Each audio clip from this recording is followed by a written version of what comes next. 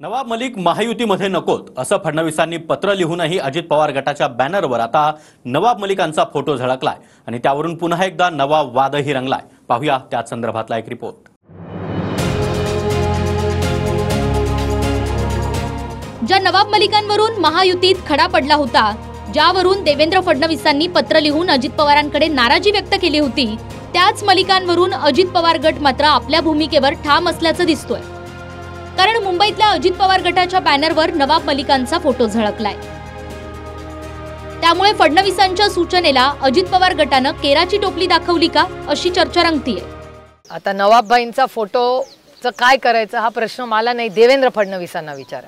Embarrass करायला गेले अजित पवार गटाला, त्याच्यातून बदनामी केली त्यांनी आमच्या नवाबबाईंची आणि कोलॅटरल डॅमेज आमच्या प्रफुल्लबाईंचं झालं।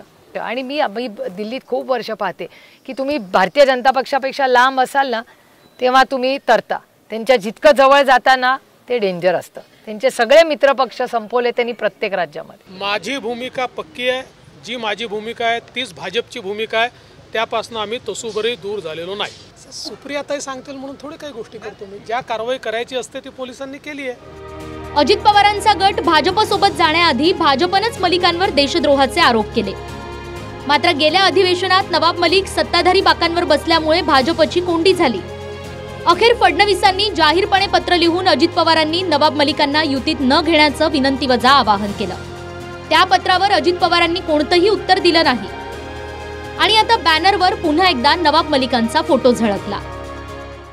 मला त्याबद्दल माहिती नाही। माझा अधिकार नाही कुणी कुठं बसावं, तो विधानसभा अध्यक्षांचा अधिकार आहे। मला त्या पत्राच्या बद्दल काय करायचंय ते माझं मी करीन, ते काही तुम्हाला सगळ्या मीडियाला सांगण्याचं काही कारण नाही। दुसरीकडे दुसरे उपमुख्यमंत्री सत्तेत गेल्यामुळे आता फडणवीस फारसं दिसत नाहीत असा टोला सुप्रिया सुळेंनी देवेंद्र फडणवीसांना लगावलाय।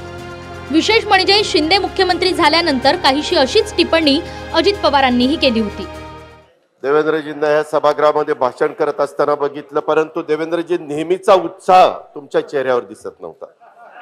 तुमचा जो जोश असायचा, आज तुम्ही वकील आहात आणि वकिलीच्या पेशाने कसं हे योग्य आहे हे सांगण्याचा तुमचा प्रयत्न होता आणि कसं एकनाथराव शिंदेंनी आजपर्यंतची कारकीर्द ही दैदिप्यमान आहे हे पण सांगण्याचा प्रयत्न तुम्ही आता आपल्या भाषणामध्ये केला। मला देवेंद्रजी तेवढे टीव्हीवर दिसत नाहीत, दादा दिसतात, मुख्यमंत्री तर रोजच दिसतात, पण देवेंद्रजी मला आधीसारखे टीव्हीवर दिसत नाहीत। पहिली 5 वर्ष देवेंद्रजी रोज सीएम महाराष्ट्र म्हणून रोज काही ना काहीतरी आमचं पटो न पटो पण ते टीव्हीवर विजिबल असायचे।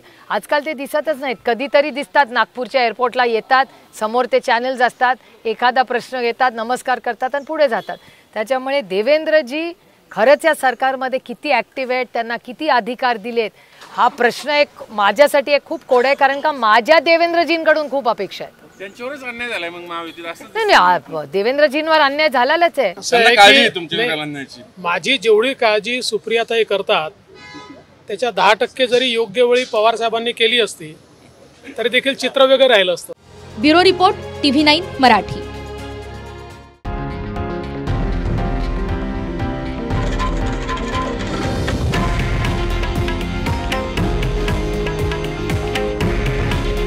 हे आहे देशातील नंबर 1 न्यूज नेटवर्क आणि आपण पाहत आहात TV9 मराठी।